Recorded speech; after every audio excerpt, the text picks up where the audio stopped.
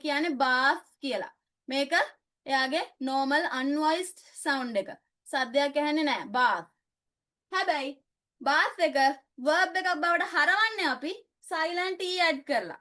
bath එක verb එකක් විදියට හරවන්නේ silent e add කරලා. එතකොට එයාගේ sound එක voiced වෙනවා. th voiced sound එක දෙනවා මෙන්න මේ e පිටිපස්සෙන් ඉන්නවනම්.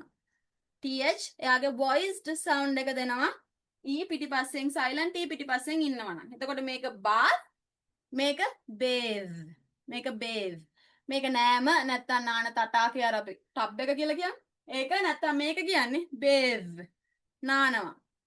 හරිද මේක teeth silent unvoiced sound එකක් එන්නේ නැහැ එළියට vocal cords use වෙන්නේ නැහැ teeth හැබැයි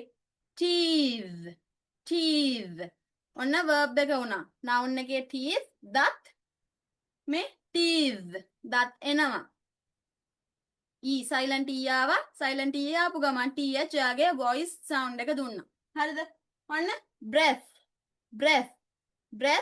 හුස්ම breathe හුස්ම ගන්නවා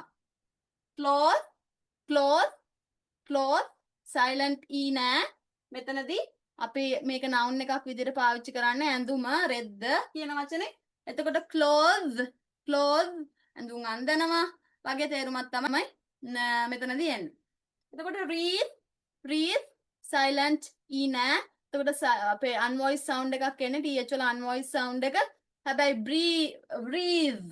breathe මේ කියන්නේ මල් වඩම මේක මල් වඩම් වලින් සරසනවා කියන තේරුම තමයි මෙතන breathe කියලා කියන්නේ. එතකොට එතනදී silent e යන නිසා th යාගේ voiced sound එක එළියට දෙනවා. හරිද? ඔන්න ඒ වගේ තමයි nouns වලදී th විතරයි තියෙන්නේ. verbs වලදී th e එනවා.